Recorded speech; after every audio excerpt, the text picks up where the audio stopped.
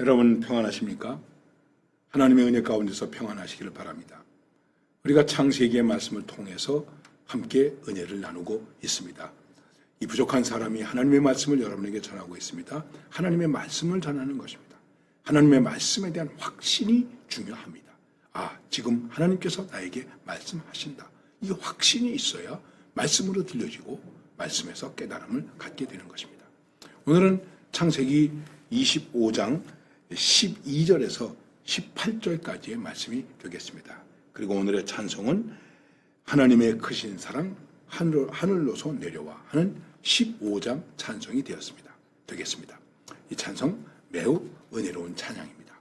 오늘 말씀의 내용은 한마디로 말하면 이스마엘의 족보에 관한 이야기를 하고 있습니다. 그래서 이렇게 말씀하고 있습니다. 사라의 여종 애굽인 하갈이 아브라함에게 낳은 아들 이스마엘의 족보는 이러하고, 그래서 이스마엘의 아들들의 이름은 그 이름과 그 세대대로 이와 같으니 이스마엘의 장자는 느바솥이요, 그 다음은 게달과 앗부엘과 밉삽과 미스마와 두마와 마사와 하닷과 데마와 여둘과 나비스와 게드마니, 이렇게 그 족보를 얘기하고 있습니다. 그냥 인간적으로 생각해 볼 때 이스마엘의 족보까지 여기에다가 이야기하고 있을까, 이렇게 얘기할 수 있습니다. 그렇습니다. 어찌 생각해 보면 아브라함의 가정에 아브라함과 사라의 믿음의 실수, 신앙인의 불신앙적 모습 때문에 생겨난 가문입니다. 그런 책임이 아브라함에게 있을 수도 있겠죠. 그러나 어쨌든 이스마엘, 하나님께서 들으셨다 하는 뜻을 가지고 있죠. 이들의 가족에서 보면은 이스마엘의 장자는 느바솥이요, 이렇게 말하고 있는데, 느바요시라고 하는 그런 의미는 높다 하는 뜻을 가지고 있습니다. 그 다음에 앗부엘, 이렇게 말씀하고 있는데, 앗부엘이라고 하는 것은 하나님의 기적, 또 밉삼 하는 것은 향기로운 냄새, 이렇게 얘기하고 있습니다. 다시 말하면 이스마엘의 후손들의 이름을 가만히 보면 나름대로 그래도 아버지 아브라함을 생각했는지 믿음으로 살려고 애썼다고 하는 것을 보게 됩니다.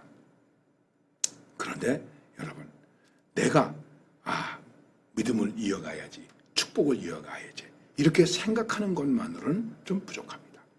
하나님께서 우리에게 주신 은혜와 말씀에 대한 무엇이 필요할까요? 순종적 응답이 필요합니다. 다시 한번 말씀드리지만 우리는 실수합니다. 실수를 정당화하려고 이런 말씀을 드리는 것은 아니지만 실수하게 되어 있습니다. 실수할 수밖에 없지 않겠습니까? 어떤 분이 살다가 그만 어떤 여인에게 미혹을 당했답니다. 물론 아내가 있었죠. 그런데 그 사건을 다루는 이 재판 과정에 있었을 때에 한 재판관이 이렇게 말하더래요. 야, 그 여인 참 예쁘네. 나도 미혹당했겠다. 나도 미혹당할 수 있겠다. 이렇게 재판관이 지나가는 말로 말하더라는 거예요. 그럴 수 있지 않겠습니까? 여러분, 이런 순간이면, 이런 입장이면 나도 미혹당할 수 있겠다. 이렇게 생각할 수 있지 않겠습니까? 어떤 사람들이 뇌물을 먹었대, 이런 얘기도 많이 하지 않습니까? 이런 나쁜 놈, 이렇게 말할 수 있겠죠. 그래, 이렇게 생각해 봤습니다. 나한테 감사하게도 그럴 기회가 없었지. 누가 나한테 돈을 몇 억을 던져주면서, 돈을 몇 천만 원을 던져주면서 나를 미혹했다면 나도 그 미혹에 빠질 수 있지 않았을까? 여러분, 우리가 이렇게 생각할 수 있지 않겠습니까? 아무리 믿음으로 살려고 해도 그런 미혹이 우리에게 있는 것입니다. 그럴 때 아니다, 단호하게 실수했다가도 다시 일어나서 하나님께로, 아버지께로, 이러한 결단이 있어야 되는데, 아브라함, 그의 아들 이삭이 있고 이스마엘이 있는데, 이스마엘이 자기 자녀들을 낳으면서 그렇게 그래도 하나님을 생각하는 마음으로 이름을 짓기도 하고 그렇게 했지만은 결국은 후손으로 내려가면서 어떻게 됐습니까? 그들은 하나님을 점점 떠나게 되었습니다. 그리고 들사람이 되었습니다. 전쟁을 좋아하는 사람들이 되었습니다. 심지어는 약탈하는 그러한 일들도 있게 되었습니다.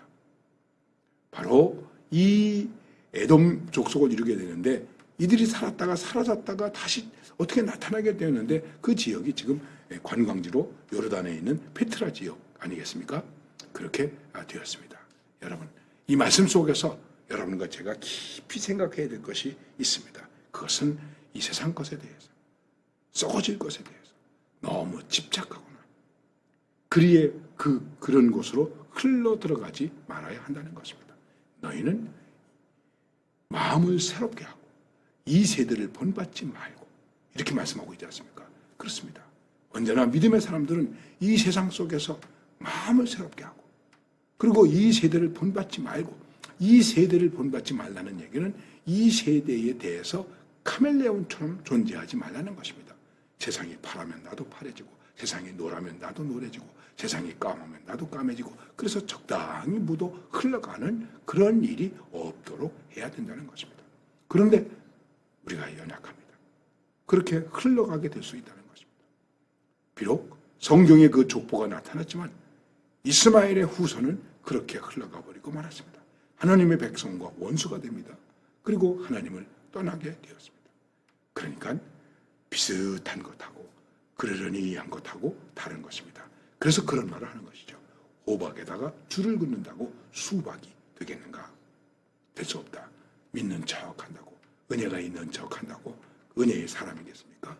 진정으로 하나님의 말씀에 목숨을 걸고 나가라 그러면 나가고, 내보내라 그러면 내보내고, 바쳐라 그러면 바칠 수 있는 이런 결단과 순종, 하나님은 이런 사람들을 선택해서 쓰신다는 것입니다. 인간적으로 얼마나 훌륭하냐, 훌륭하지 않느냐 하는 것은 그렇게 큰 문제가 안 됩니다. 그러면 우리가 생각할 때 뭐 아무렇게나 살아도 하나님이 나를 쓰시겠지? 그건 또 아니겠죠. 하나님 앞에 절대적인 믿음을 가지고 있는가 하는 것입니다. 여러분, 다윗도 실수했잖아요. 살인죄를 범했잖아요. 간음죄를 범했잖아요. 그런데 하나님은 그래도 다윗을 끝까지 쓰셨습니다. 왜? 그가 일단 깨달았을 때는 하나님 앞에 전적으로 무릎 꿇고 전적으로 하나님을 의지했기 때문에 그런 것입니다. 여러분과 저도 오늘 이러한 믿음의 사람으로 살아갈 수 있는 복된 사람들이 되시기를 바랍니다. 감사합니다.